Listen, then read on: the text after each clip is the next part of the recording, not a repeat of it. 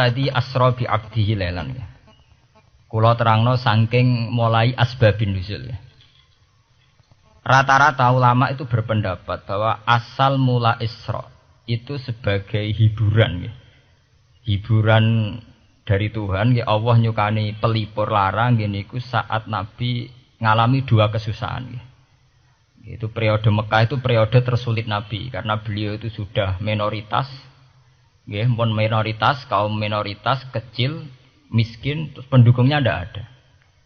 Satu-satunya yang menggaransi, yang menjamin Nabi tidak dibunuh itu karena beliau dilindungi oleh sinten pamanipun, gini sinten Abu Thalib. Dan termasuk lagi secara kasta sosial ekonomi beliau tinggi karena punya istri yang saudagar kaya. Gini ku Sayyidah Khadijah. Tapi ternyata orang yang selama ini benar-benar di belakang Nabi, baik secara materi maupun moral, sing entek-entekan berjuang, ternyata wafat. Khadijah Abu Thalib wafat. Terus dikenal tahun itu tahun Amul Husni, tahun kesusahan. Sudah gitu niki sing termasuk ilmiah. Sudah gitu secara ilmiah psikologis kejiwaan Nabi terguncang. Niki rungokno tenan niki ngaji nggih. Terguncang itu karena secara mitos keyakinane tiyang Arab niku pun kadung kedikte embek keyakinan yang ditanamkan ulama-ulama Yahudi dan Nasrani. Nggih, kula baleni malih nggih. Kafir Mekah itu orang-orang bodoh, orang-orang enggak terpelajar. Mereka itu punya satu mitos, satu keyakinan yang ditanamkan oleh tokoh-tokoh intelektual Yahudi maupun Nasrani. Apa keyakinan itu? Bahwa kenabian itu yang paling mungkin kalau orang itu dari turunan Bani Israel. Orang mungkin Nabi kok ora turunane wong Yahudi utawa wong Nasrani. Sehingga ketika Nabi mendakwahkan diri sebagai Nabi, mereka bilang antakulu innama unzilal kitabu ala ta'ifataini min qablina. Nak jenenge wahyu harus tidak jauh-jauh sangka turunan-turunan Yahudi.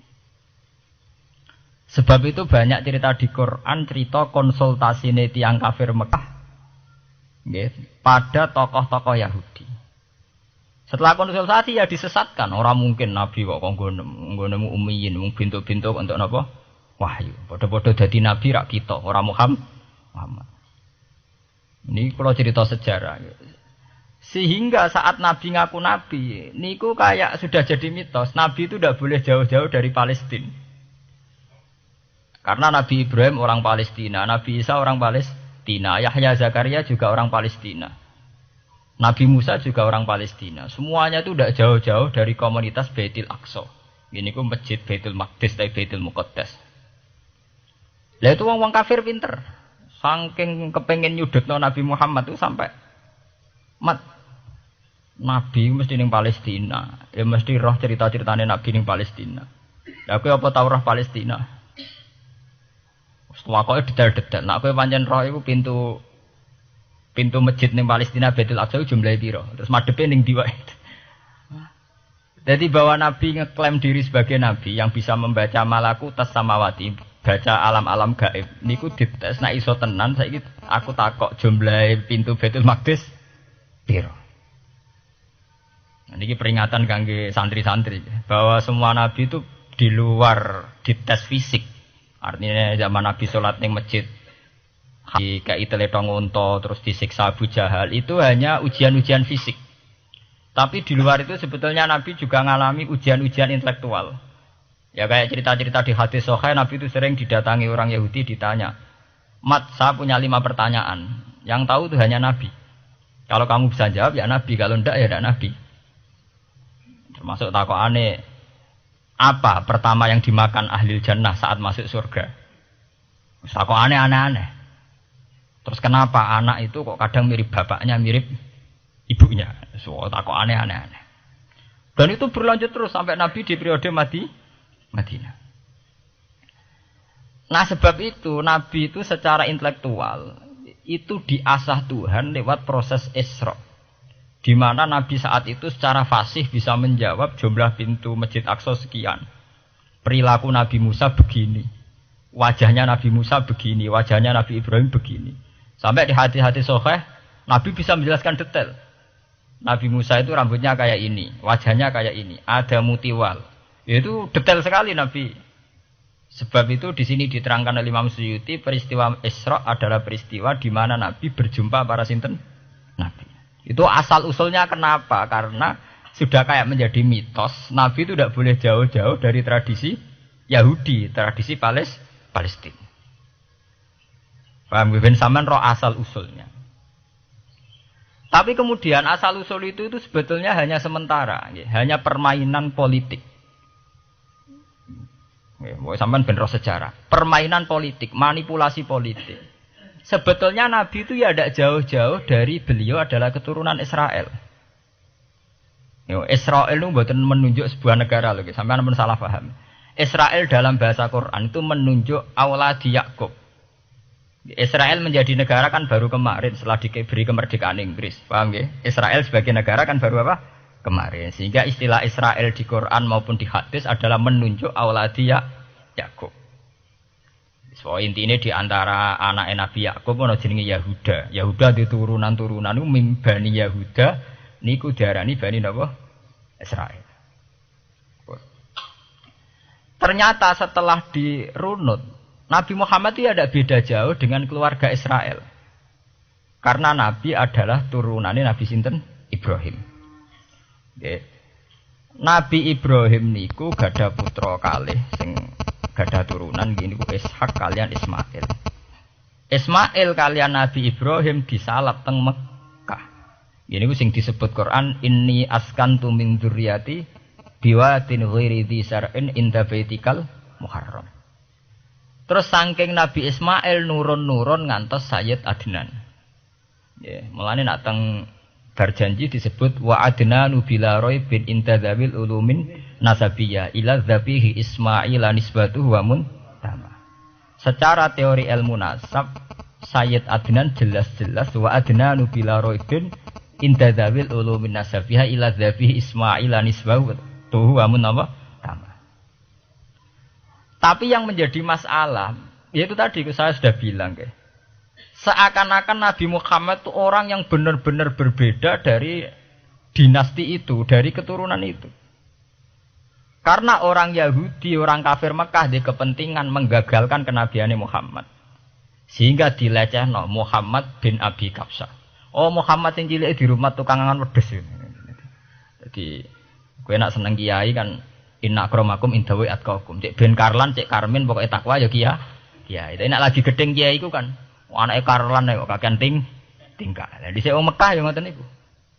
Jadi nak muni Muhammad bin Abdullah bin Abdul Muthalib cek terhormat. Mereka adalah orang-orang bangsawan di seputarku Quraisy.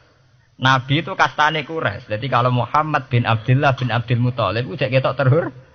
Wong kafir pinter nang istilahna ora Muhammad bin Abdullah. Muhammad bin Abi Kabsah, mereka cilik Nabi tahu dirumat, cara kene ya Karlan yang penjara desa. Mulane Nabi tahu angon wedhus, mereka tahu de bapak angkat sing tukang napa? Wedhus. Lah wong Mekah pinter, dididik wong Yahudi. Kena istilahna aja Muhammad bin Abdullah bin Abdul Muthalib, iku cek kekerenan, terlalu napa? Keren. Jadi Muhammad bin Ibnu Abi Kabsah. Di wong nak seneng Pak Harto kan Soeharto jenderal besar. Nek sing gedeng wong kemusuk kan terus repot ya. Oh, terus nyebut desa asli ini asal sulit. Nak seneng bupati ya jadi bupati. Orang nomor 1 di Bojonegoro. Nak gedeng golekno asal usule. Sing ngoten mun sunatullah mulai riyen sampai kiamat ya. Sunnatullah lati qad khalas napa? Mengkopel. Walanta jadi sunnatil lain napa? Tabdila. Ya akan begitu. Nah sehingga peristiwa Isra itu satu peristiwa rohani ya. Selain peristiwa rohani nanti akan diwajibkan sholat, juga ada peristiwa intelektual, ada pengajaran intelektual bahwa semua nabi itu harus punya tradisi yang sama, punya karakter yang sama. Jika nabi dalam proses Isra itu dipertemukan dengan Nabi Ibrahim, Nabi Musa, nabi-nabi yang lain. Dan diskusi di situ juga ada diskusi-diskusi. Paham ya? Niki penting ya, penting kalau terangaken karena kalau tanpa tradisi yang berkelanjutan ya, sing disebut tenggene thariqah jenenge as-sanad al-mu'tabar, sanad sing mu'tabar utawi nak tenggene pondok-pondok kitab disebut sanad sing muttasil. Ini nanti semua tradisi kenabian akan melenceng. Kalau melenceng itu ngeri. Karena setiap orang dia mesti gada subjektivitas sendiri, punya versinya sendiri. Sehingga semua nabi harus model istilah politik itu punya platform yang sama, punya karakter yang sama, punya model yang apa? Sama. Nah, sebab itu secara intelektual Nabi Muhammad itu dikenalkan oleh karakter para nabi-nabi dulu. Nggak detail. Satu Quran 30 juz. Andai kan sampai hafal Quran. Sampai ngurunut sejarah, coba. Kita ini kan kadung dibentuk. Artinya kita ini ya alhamdulillah sudah kadung kebentuk. Tahu sejarah para nabi. Tapi asal usulnya kita tahu lewat kitab yang namanya Al-Quran.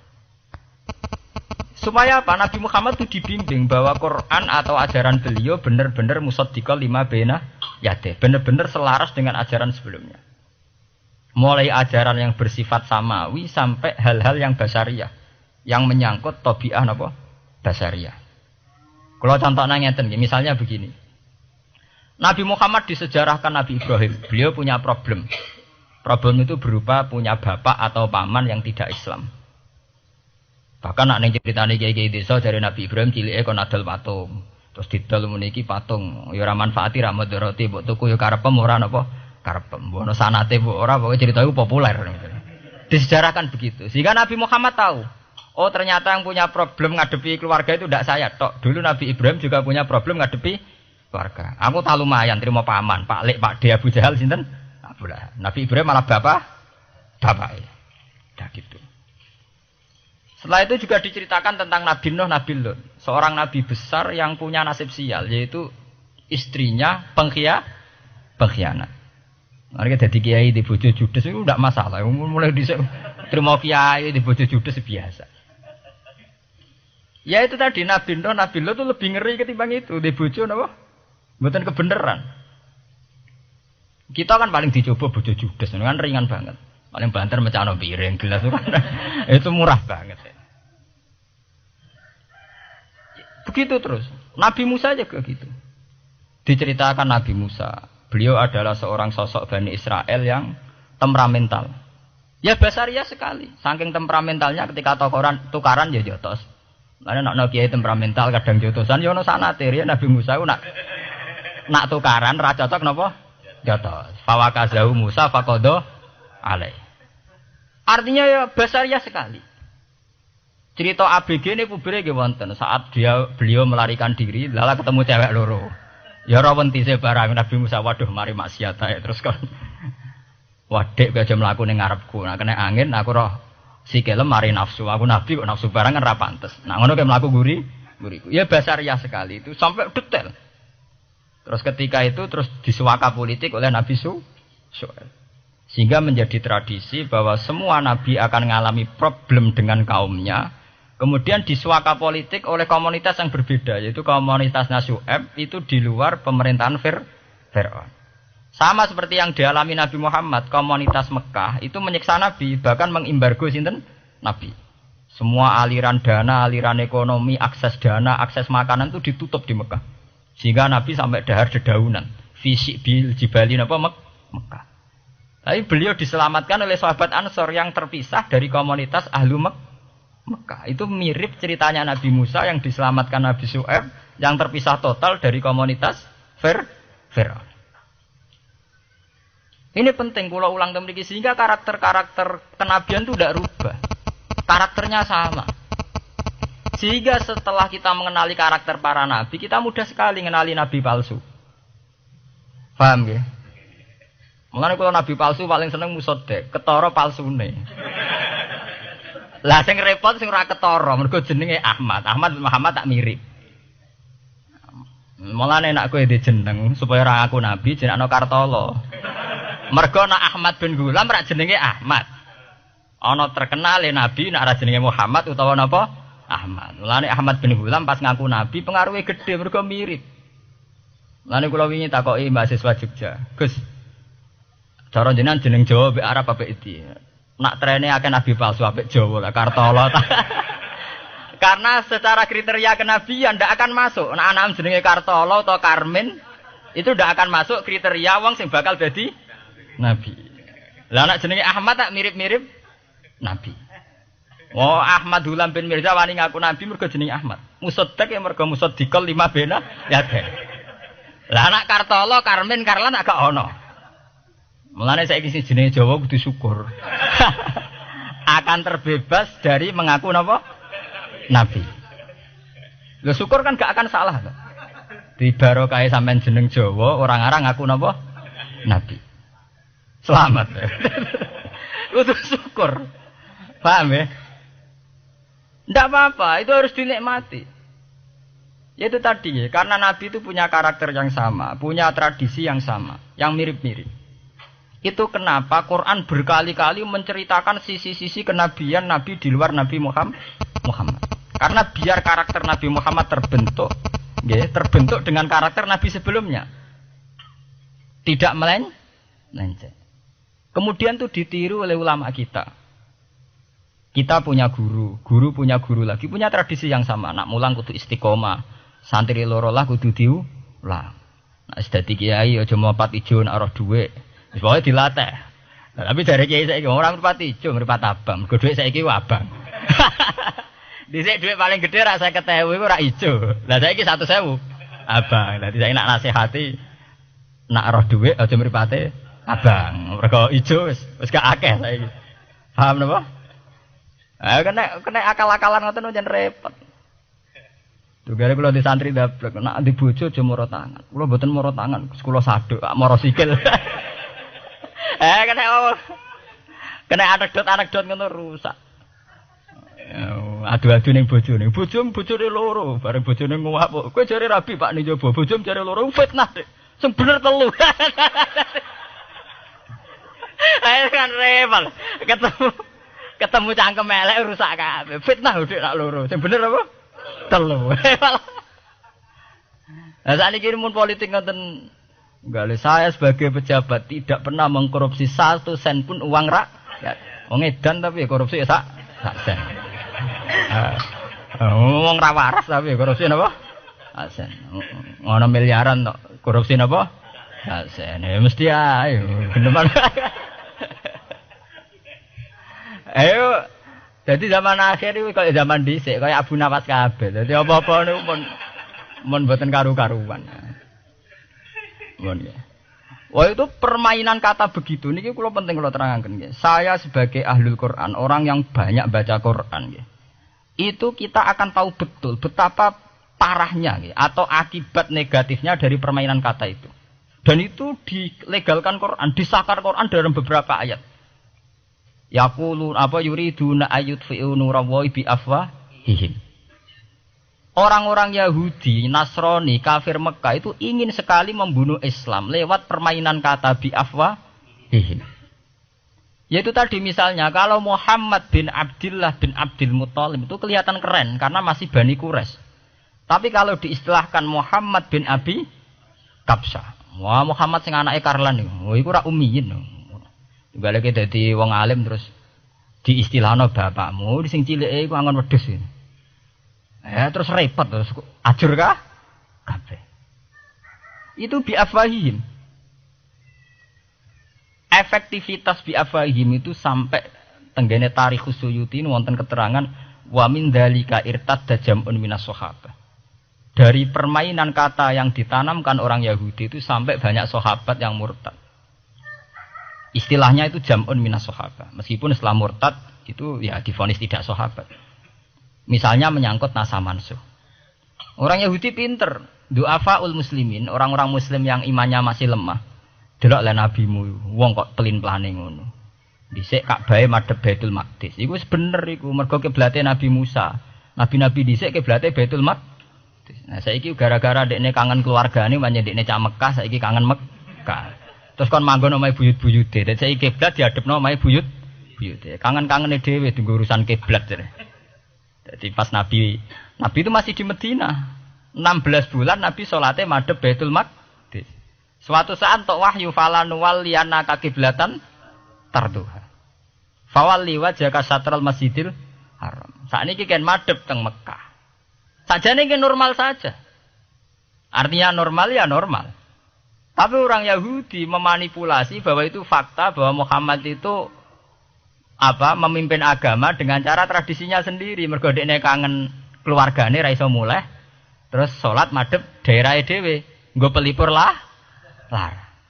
Jare sahabat sing du'afal muslimin diangen-angen ya iya. Nah niki kula peringatan tentang santri-santri ya. Sebab itu kalau sampean jadi kiai itu santri harus punya wawasan intelektual yang luas.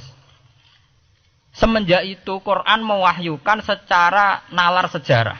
Ya niku sing disebut ayat inna awwala baiti wudi'a lin-nasi lalladzi bi Bakkata mubaraka wa hudal lil alamin fihi ayatum bayyinatum maqamun apa Ibrahim.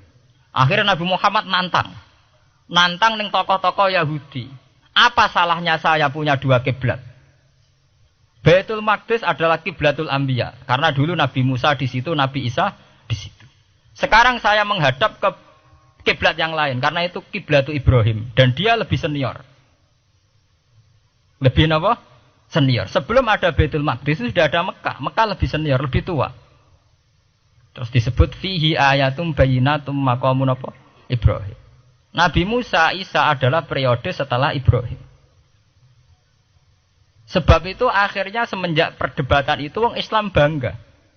Makanya sampean kalau ngaji hadis-hadis sahabat itu bangga. Ana mimman shalla ilal qiblaten, nggih. Ana mimman shalla ilal qiblaten. Aku termasuk sahabat yang menangi dua kiblat.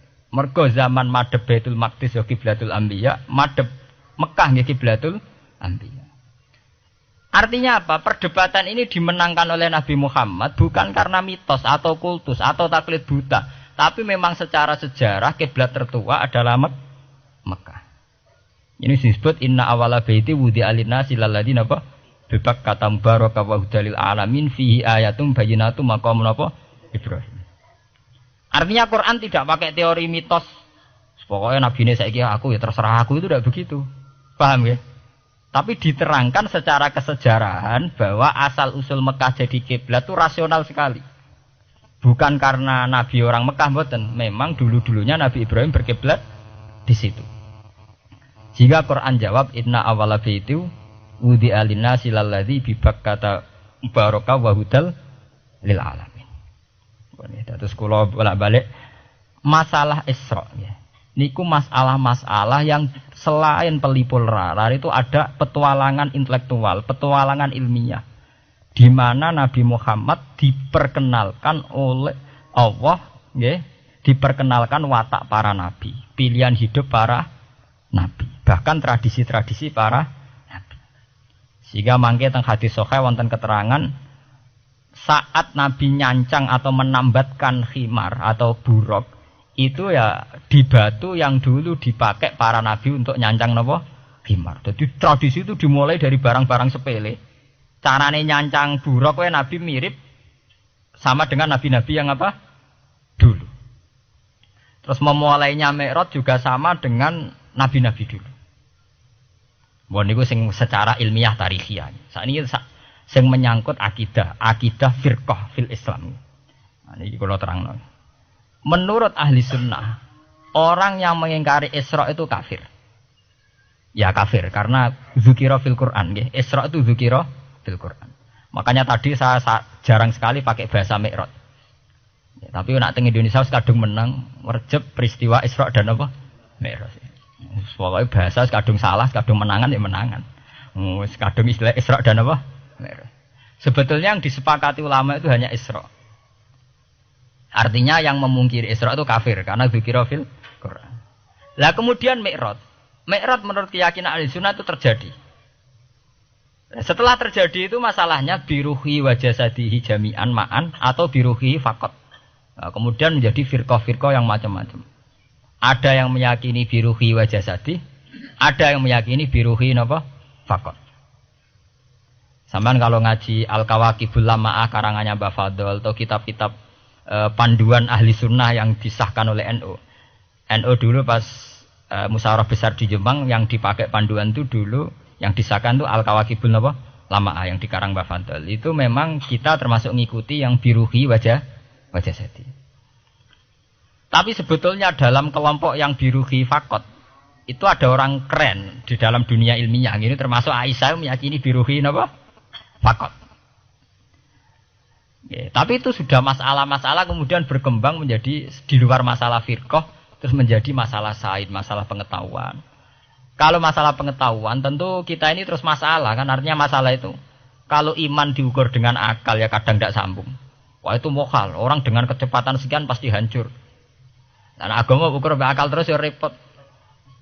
Wong dipendem sudah dibalung ya dibalung, dibakas tangi barang. Jadi sing disoal ora mek rotok kabeh napa? Disoal. Manjen masalah manusa iku masalah-masalah sing ya begitu. Oke. Mpun niku mboten penting. Nah, itu terus kemudian menjadi firqah. Terus kemudian ada hadis-hadis yang menerangkan proses Nabi dialek dengan para nabi. Kayak ketemu Nabi Musa, Nabi Ibrahim, terus Nabi Idris, Nabi Isa, Nabi Musa. Itu terus diterangkan di hadis-hadis sahih. Ini kalau balik tentang keterangan wau, sebetulnya pertemuan-pertemuan ini itu dimaksudkan Nabi biar punya tradisi yang sama dengan nabi-nabi sebelumnya. Karena ini penting ya. Sama nek sira rasane dadi kiai. Niku krasa banget. Misalnya kita ya. Kita akan dididik ala pesantren misalnya. Kita punya kiai-kiai yang punya tradisi. Misalnya nak rawong nakal, wong minum astagfirullahaladzim, wong kok ngono kan gitu. Ya hanya begitu. Sehingga wis kaya identik angger kiai NU atau amalia NU iku rawani naboki wong sing nyabu. Ya rawani nyaduki wong sing lagi minum. Kemudian itu dianggap satu kekurangan atau apa walhasil kemudian lahir kayak FPI. Orang yang tidak menerima metode itu. Tapi sudah kayak ada janjian tuh begitu. Kiai paling anti kemungkaran lah itu. Masa kiai paling kerengo sapa mbok terkenal kerengo. Mereka tidak punya catatan repot bahwa mereka pernah jotosi wong minum. Masih sing sering jotosi santri lah itu tetap ora tahu ono terkenal jotosi napa? Wong sing mabuk, wong sing minum. Itu sudah kayak tradisi. Dulu zaman Basim Asari Jombang terkenal ijo be abang, sing wabang ya abangan tenan. Sing ijo. Tapi tidak ada catatan sejarah kiai jotosan be pemabuk. Ya memang kayak kita sudah punya tradisi nek arah kemungkaran itu menang kalah itu lewat proses bil hikmati wal mau'izatil hasanah. Kita ini kayak punya tradisi nek arah kemungkaran milih model Nabi wa mahdi qaumi fa innahum la ya'lam. Itu ya kayak ada janjian begitu. Meskipun kita sebagai orang alim ya tahu nahi mungkar itu wajib. Nahi mungkar itu begini-begini, tapi ya praktek kita tidak pernah begitu. Kalau di Timur Tengah kebalikan. Mana ada terima karuan wong nakal. Podo soleh beda aliran halal dibunuh. Sehingga wong Sunni yo ngalalo darah wong Syiah nggih ngalalo darah napa? Wong Sunni. Ya sudah kayak tradisi. Sampai nak maca kitab fikih-fikih khas Arab. Mau biasa muni wong ngene iku muhaddarun damu. Padahal ya wong soleh, wong Islam di mazhab apa ini disebut darun apa? Damu. Sehingga kita itu tadi, kita punya tradisi. Saya tuh kalau sedang tahajud, matehai para wali-wali songo atau apa, itu yang terpikir di saya itu hanya satu. Agama Islam itu lahir lewat Quran dan hadis.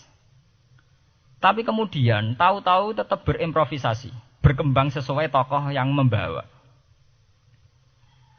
Sampai kalau melihat Islam di India dulu sampai perang besar-besaran, kemudian zaman Abul A'la Al-Maududi, zaman periode Muhammad Iqbal, sampai India pecah, kemudian jadi Pakistan yang bernegara apa? Islam. Karena banyak konseptor Islam yang tidak setuju negara sekuler. Akhirnya mereka misah jadi negara Islam Pakistan.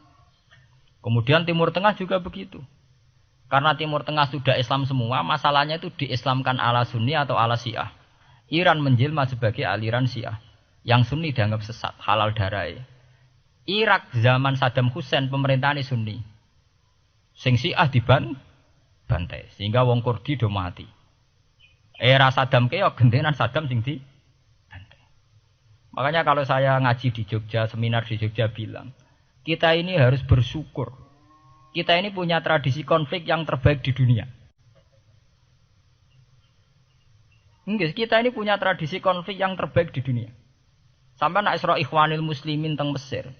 Badan Intelijen Nasional atau Badan Stabilitas Nasional, Bakor Setanas itu harus terima kasih sama tradisi tokoh-tokoh Islam di Indonesia. Lepas dari kita setuju tidak setuju itu terserah. Tapi kita punya tradisi konflik yang paling baik di dunia. Kurang bencinya Gus Dur sama FPI atau FPI sama Gus Dur. Paling mereka ya adu statement di depan wartawan. Itu bagus sekali. Cara nang Arab wis tembak-tembakan. Kita punya sejarah. Secara pesantren saya itu punya sejarah panjang. Zaman Mbah Imam beda dengan Mbah Zubair. Zaman Kiai Memun beda dengan Kiai yang lain. Paling adu statement saat ada tamu itu paling bagus. Kita punya tradisi konflik paling bagus di dunia.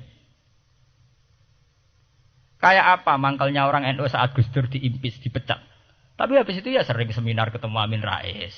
Ya mereka adu polemik. Ini tidak konstitusional, ini apa. Gus Dur nggak jurus dekret.